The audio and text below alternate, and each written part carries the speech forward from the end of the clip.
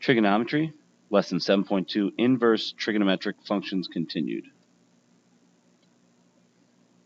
So at the end of last lesson, I promised we'd be doing this again and again and again.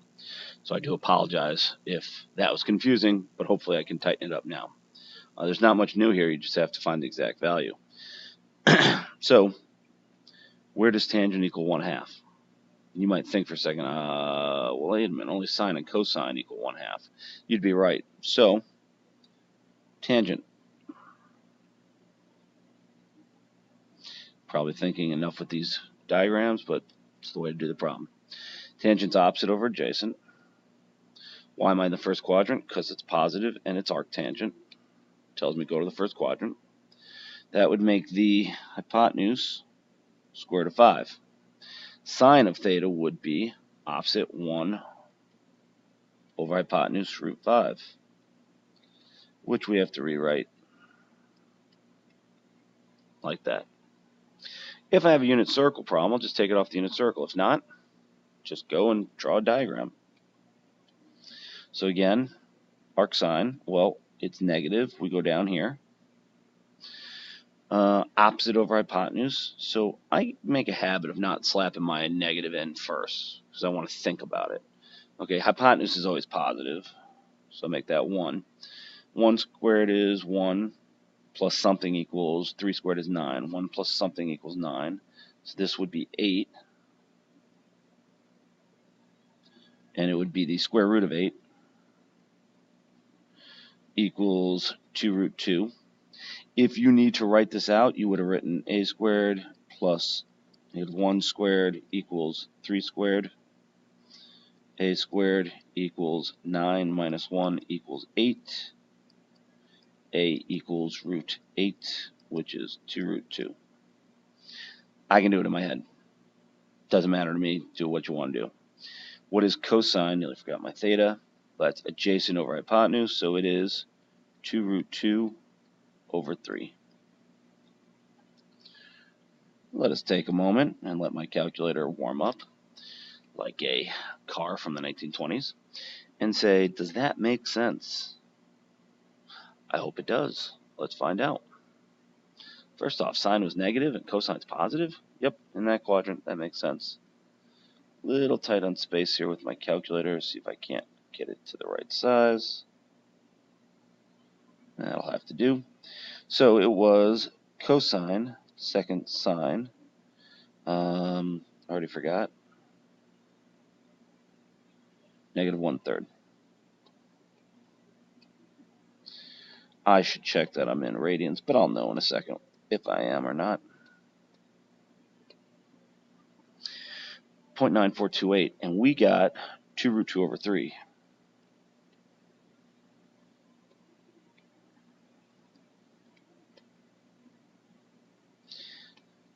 Love these calculators. 2 square root of 2. Why did I put pi? Square root of 2 over 3. Cool. So that's the moment I get to say, haha, I'm not lying to you, believe it or not. Cosine equals negative 1 over 3. Now this is a little dicey. Cosine got to go in the second quadrant. And you'd say, well, tangent has to be in the first quadrant because that's not arctangent. It's just regular tangent. I can do anything I want. Cosine is adjacent, negative 1 over 3. And I think we just did this. And it's positive because it's the y value in the second quadrant. Let's check. 2 root 2 squared is 2 times 4 is 8 plus 1 is, looks good. Tangent of that value is opposite over adjacent, negative 2 root 2. Feel free to check it on your calculator. So what about the inverse trig functions? Find the exact value, or approximate if it doesn't line up on the unit circle. Well, remember, cosecant, inverse cosecant 2, arc cosecant of 2 says, where does cosecant equal 2?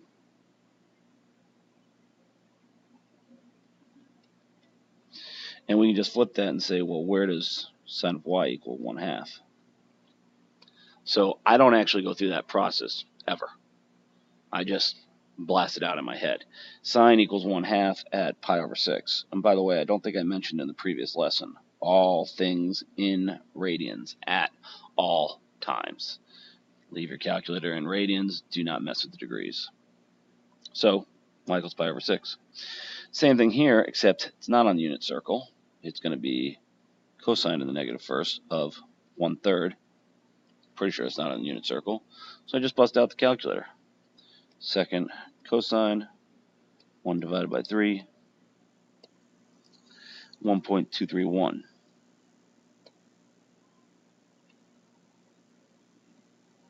At which point you might say, wait a minute, can't you just draw your little thing there and go for it? I could, but it's not really going to make a difference. I still have to do second cosine at some point to get that angle. And cotangent equals -2, which is not on the unit circle. So where does arctangent equal -1/2?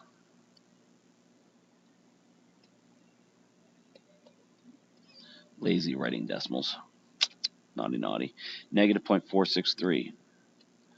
Another question, -0.463. What's with the 3 decimal places? Why not 4? Why not 2? Why not 1? I'm getting you ready for an AP course in this, so I want you to go 3 decimal places at all times. And one last thing. Now this leads into calculus, and actually not even calculus that most people take in high school. It's called Trig Substitution, and just shows you know what you're talking about. Really not that hard. Arctangent of u, we'll use theta as our variable. Positive tangent, we can assume that, even though we don't know what u is. And we'll say theta. So what we're turning this into is tangent of theta equals u. Really got to learn to write neater the first time. Tangent u. So opposite over adjacent, u over 1. This bothers people. They say, well, how do you know it's not 2u over 2? It doesn't matter. It's going to be the same thing either way. What about the hypotenuse? 1 squared plus u squared square root. I like to write u squared first. Doesn't matter. And then we say, what's sine? Sine of theta is opposite over hypotenuse. Leave it with the radical on the bottom. You could switch it. There's really no point. When you get into calculus, you'll see this is a trig substitution problem, and it's not that big a deal. So that's it. Lots and lots and lots to follow up on. I give a lot of problems from this point on. As in all things, happy mathing.